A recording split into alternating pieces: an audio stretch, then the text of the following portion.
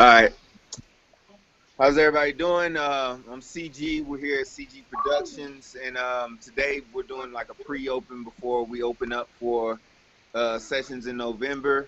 Um, we shut down because we had a lot of equipment and stuff like that that we had coming in. Did a custom desk build and all that stuff, which I'll show you guys. But what I want to do right now is just give y'all a little bit of history on CG Productions and like basically where it's come from and where I've come from and stuff like that. So it's pretty much the whole music thing is pretty much been around me since I was growing up. I didn't really I was always a writer, so um, I didn't really get into music until I pretty much got into high school.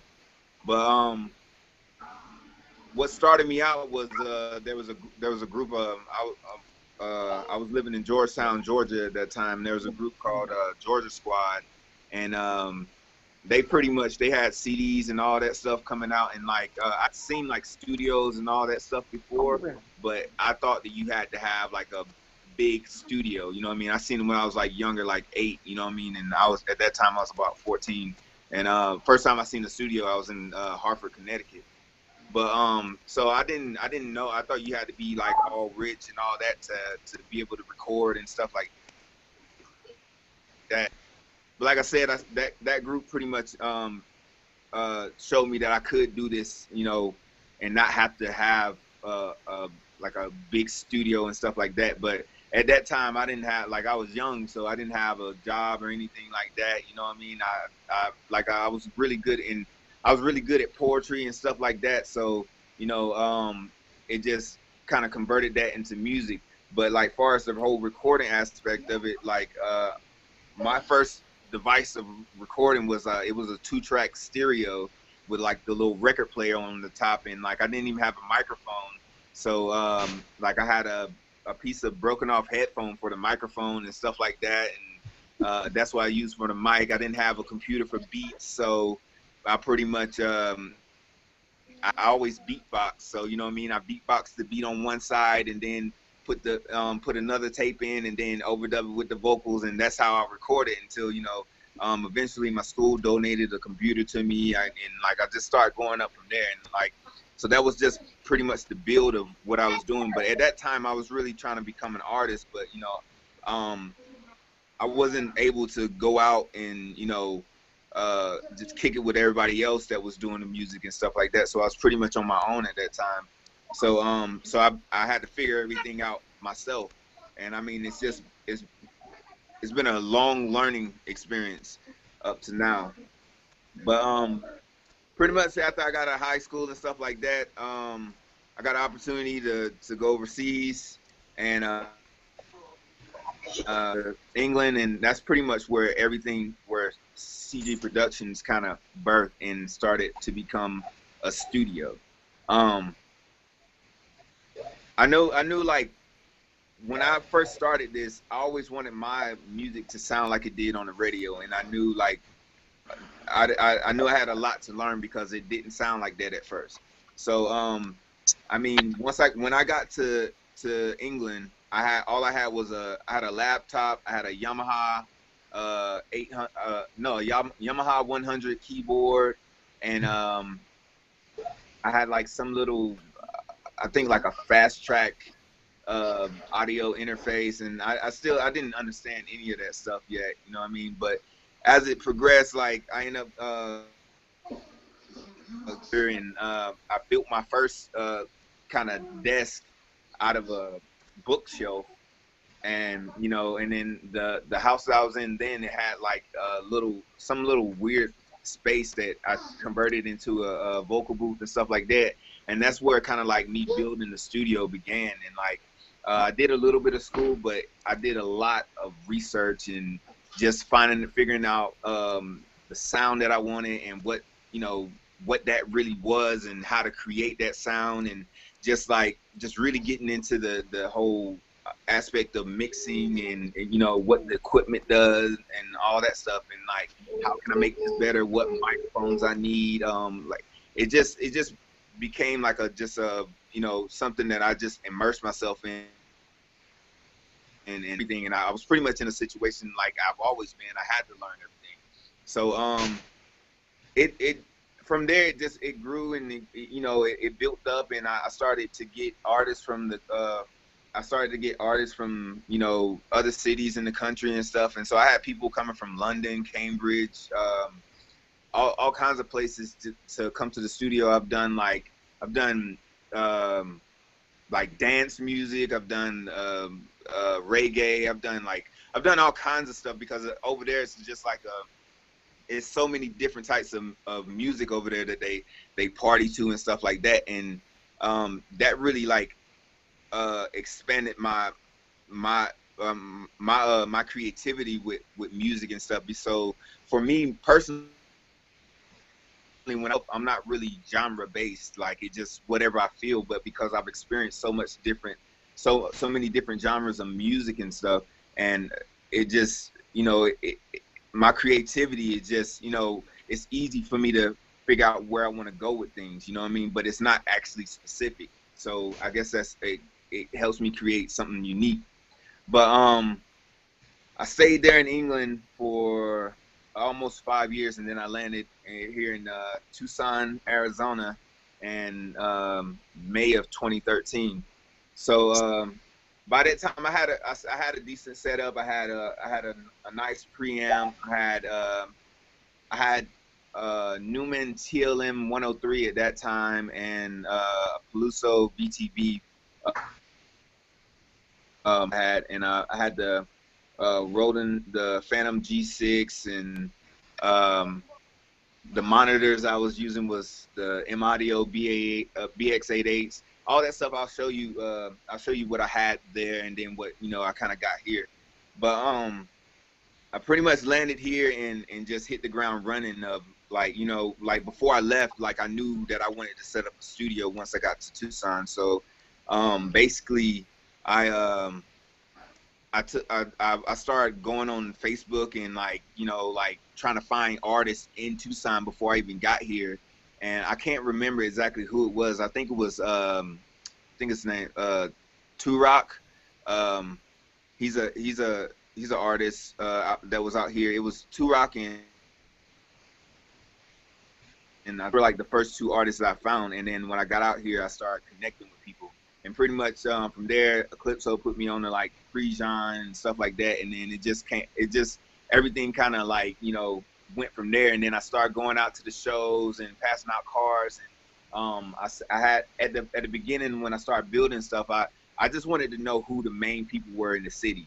I wanted to know who everybody liked and stuff like that.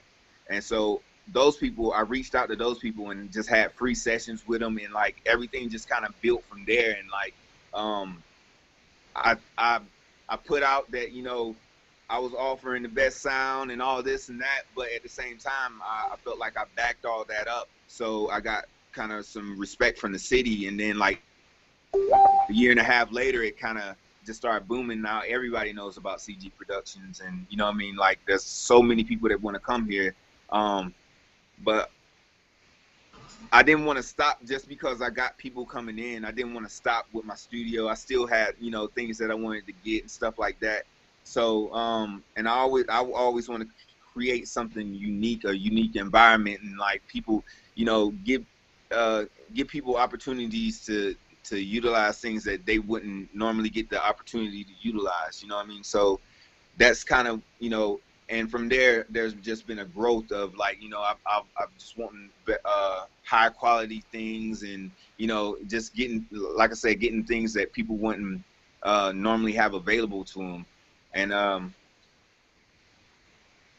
now we come to present day. Like the studio has a great rapport with the city, and from this point, like it's just I'm continuing that growth of now I've got my studio where I got other things I want to do. I want to do live events. I'm trying to like I'm also going to be connecting with certain people in the city as well. I'm going to be starting a label, so there'll be certain artists. I've got so many people on Facebook, and like I pay attention to people and I see who does what, and you know what I mean. That's kind of, and those are the people that I'll be reaching out to far as like, uh, if they want to be with CG Productions and where we're going, because this is the studio has a momentum,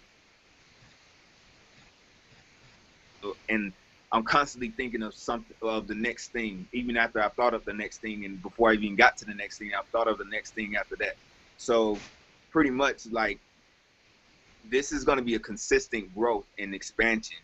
And I've had the opportunity to meet some great people along the way, MC Chella being included. But so that's pretty much the history. And uh, the studio was down from pretty much May till till November, but I got back from overseas in October, and I started a desk build because I got new equipment, and like I was just trying to. Normally I was rebuilding desk and rebuilding desk and rebuilding desk every time I got one piece of equipment, and so like I felt like that was kind of inefficient, and I needed something that, if I got a new piece of equipment, I didn't have to shut down the studio just to install it because I had to rebuild another desk. So I built a custom desk and pretty much made it to where I can expand on the equipment and everything that can go into it. So now that's the history of everything, and we're up to now.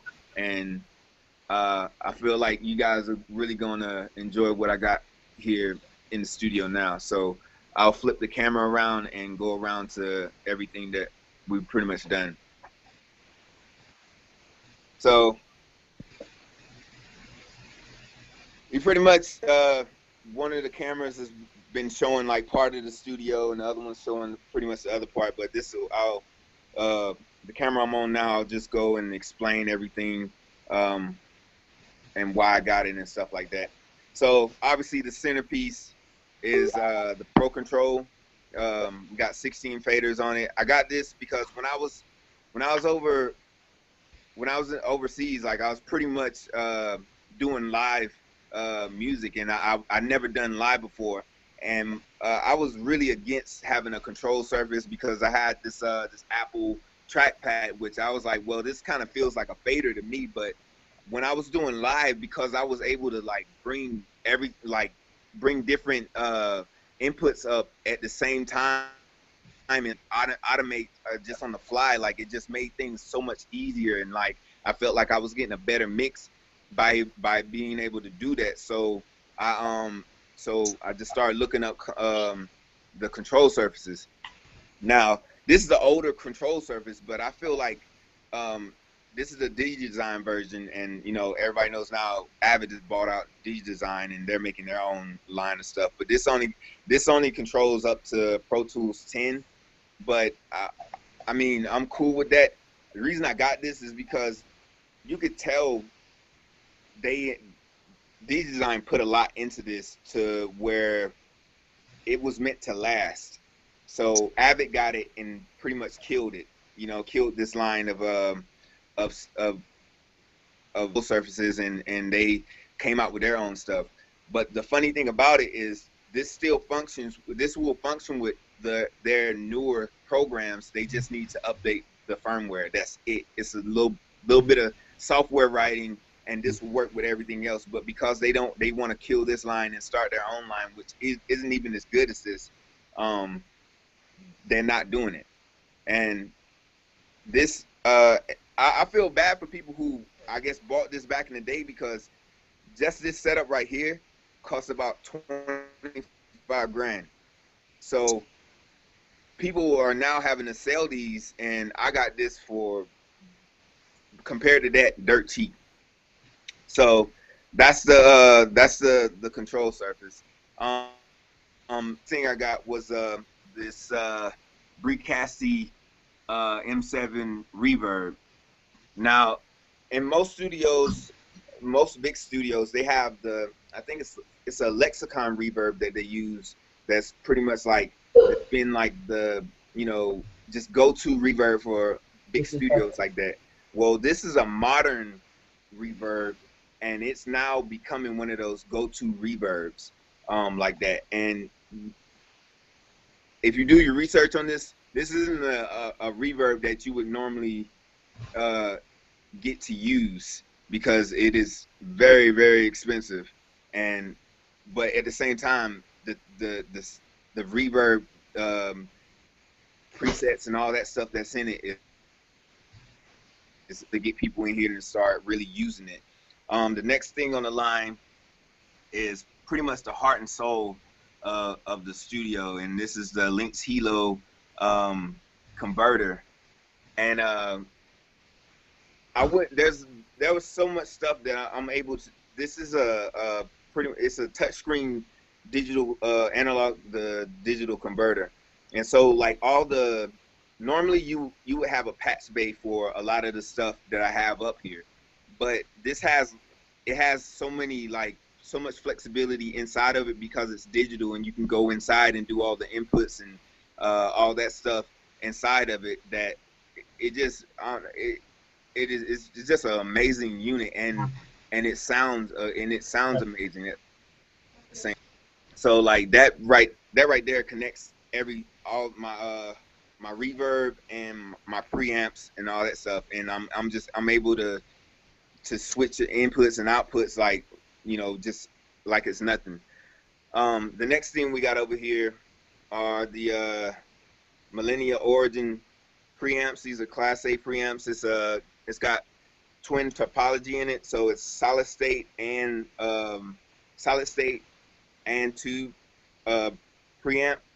So this back in the day, I've had one of these for about 4 or 5 years, and it's taken me some time to get a new one, because most of the stuff in here is pretty expensive.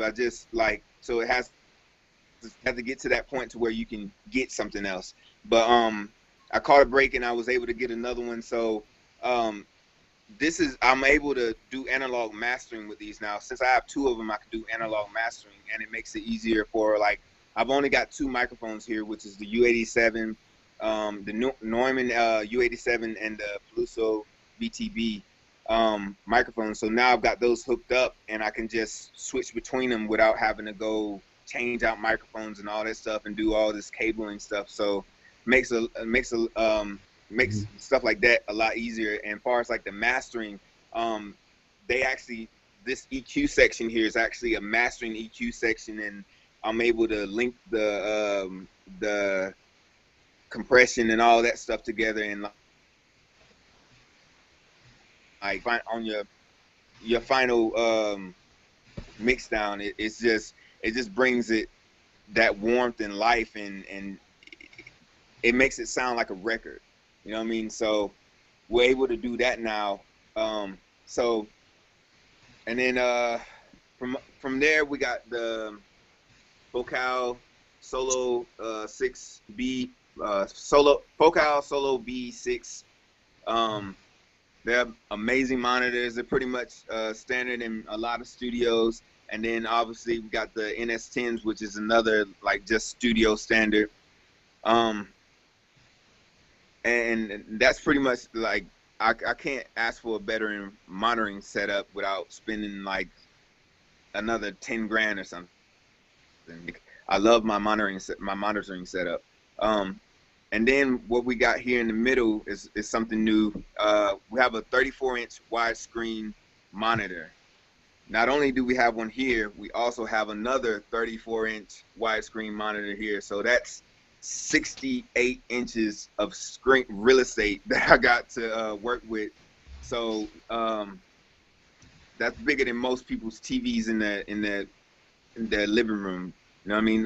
What I had in here before was a TV, and because it stood, the ratio was a little bit taller, I had to look up a lot. So if I had long sessions or anything like that, I started getting, like pains in my neck and stuff like this, whereas this one sets lower, but it's one amount of stuff on the screen. I'm just not looking up at the screen. I'm looking straight forward, so I can sit here and I'm not fatigued from looking at the screen. So, but to me, this is one of the best things I've invested in the studio, because just the resolution from a TV to this is night and day difference, and like editing and stuff like that, being able to see what I need to see, like it just makes everything so much easier. Now, this is my main monitor for far as when I'm doing my mix and all that stuff. And hold on, let me get a back out. So this is the entire desk right here. And this design pretty much started on a computer and like in my head, and I built it all on the computer. I was able to bring it to life, and I was really, I'm pretty proud of myself, because like this is probably one of the most challenging things I've done, and everything went together like it was, you know what I mean, like it was just laid out like it was supposed to, you know what I mean. All right, so this screen over here is for our production section. Now this is the desk that we used to have here where the mix desk is now, and we had like a rack unit built on top of it.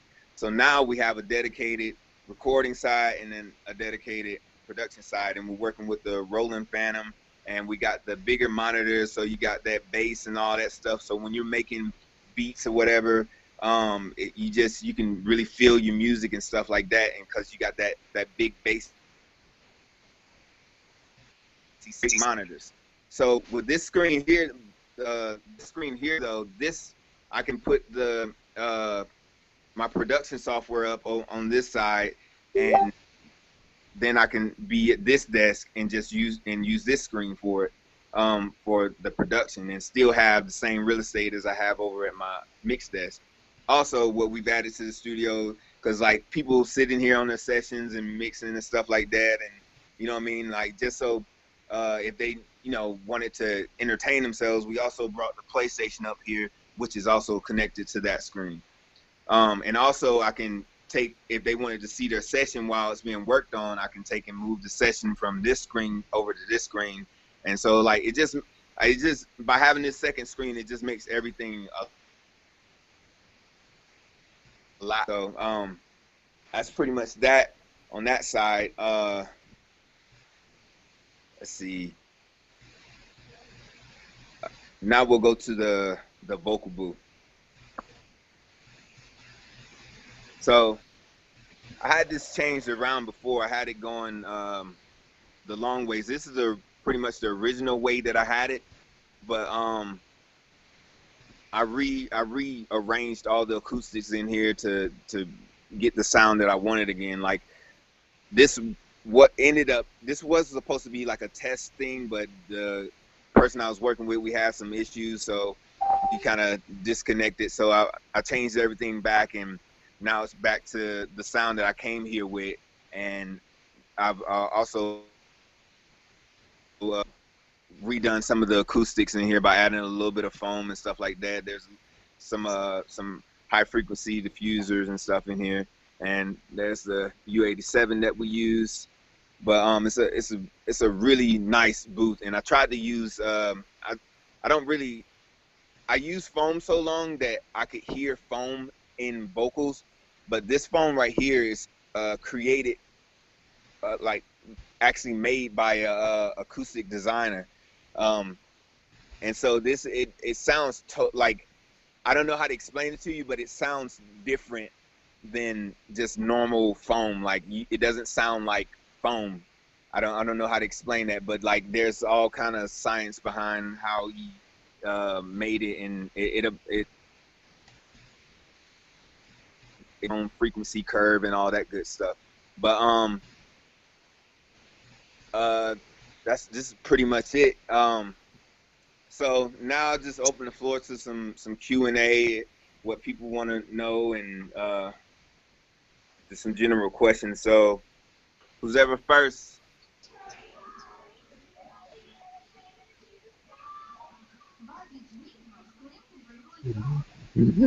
Chella? Hey. You got any questions? Yeah, Roy got a question. I got a question for you, CG. All right, on your links, so that's pretty much your Patchbay then, right? My mixer? Your links. The links, yeah, that's pretty much a digital Patchbay. In a sense, it's actually like it's actually a mastering converter. It's a it's a 2-channel in, 2-channel out. Okay. So, but it's this is probably their top converter that Lynx makes. Cool. And you can get more than that to add more channels. But I mean, like normally you're working with, normally I'm working with hip hop and it's only a vocal going in, and you know what I mean, and the mastering. That's the only thing that I'm using it for. And also the reverb actually goes in digitally, so I'm using both analog connections and the digital connection that it has. Okay. Cool. And then you can also all your tracks, you can route those back out to the Helo and back in. So it's kind of like it's almost like a summer, but Yeah. it's too clean to be like an Real analog clean. summer. It makes it real clean. Yeah. So Cool.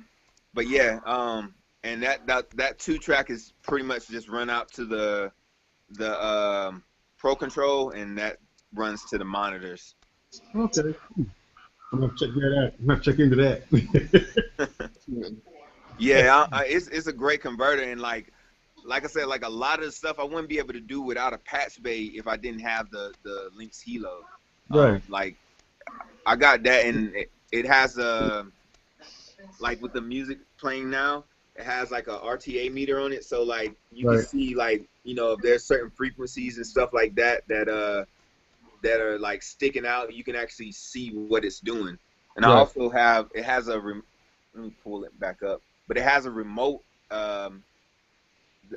app to it, to Okay. where I can put those same meters on the screen up here.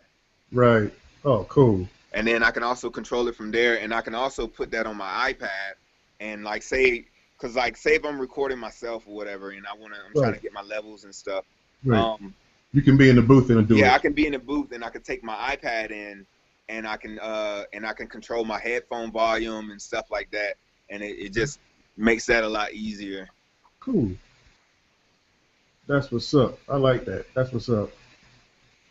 And then I switched out the faders because like I got the gold faders on here because the fader pack that I bought, it was missing the fader, and I went looking through for faders and stuff, and I seen these, and I was like, man, that'd be cool. That'd be pretty cool to have something different on there versus just the normal silver faders. You know what I mean? Right. It makes it look good. Yeah. That's what's up. We had Ron in here. I don't know if he having like a connection issue or anything. But any more questions? Anything else you'd like to know? That's pretty much really all I need to know on that one, because that was I've seen a Helo before, but I haven't seen it up close or anything. Yeah, they just came out with that, and I think a couple years ago. Right. And when it first came out, they had USB, and now they have because they have different connection cards that you can put inside of it. Right. So and this one, pretty much everything that I try to run it Thunderbolt. So I try to have the fastest connection that I can get. And the great thing about the Helo though is that Lynx actually supports this a lot. They continue to like update things and stuff like that. So the Lynx was built for like engineers that like they'll say, oh, we need this on it or that on it, and they submit that stuff, and then Lynx reviews it, and like there's stuff that they end up putting in there. So this is a converter that you buy, and it continues to grow. You don't have to buy another one. You know what I mean? Like just because the company might make one, but they've now made one better, and so now you got to go buy that. But you know what I mean? Like this one, they just continue to make it better by software now. Right. It's adaptable. Yeah. So I think this is pretty much the only one on the market that's like this. I think it is, because I haven't seen the other ones like it. That's why I was like, ooh, he got one. Yeah. Ooh, that's what's up. But see, Ron's come back. Ron, you got any questions? I'm back. My phone cut off for me. Yeah. You had any questions about the studio? Actually, no. I'm just very impressed with everything you have right now. Yeah, and I mean, this is something 2008 till now to grow into this. You know what I mean? So it's just been a lot of constant hard work. You know what I mean? And I'm pretty. Okay. Like I feel like I've got my dream studio right now. You know what I mean? And one of the funny Exactly. things about this is that I've never like stepped foot into a large scale studio. You know what I mean? Like I'm all this stuff that I've built off of research and just looking at like and want trying to get the sound that I wanted. So like it's just it's definitely been a nice a really good progressive movement because like I never I couldn't see myself having every back all these years ago. I don't know I think and I think most people with the just the price tag on a lot of this stuff like you know you could get a little bit intimidated, but I think to me like when you want something in life, your life will work itself around to you achieving whatever it is or getting whatever it is you want in life. And I feel like that's one thing that I've held tight onto that belief because it's put all this stuff in the studio. You know what I mean? So everything that I wanted, I've put in the studio, and I didn't know how I was gonna get it or whatever. Like it just happened, and you know what I mean. I feel pretty blessed for that.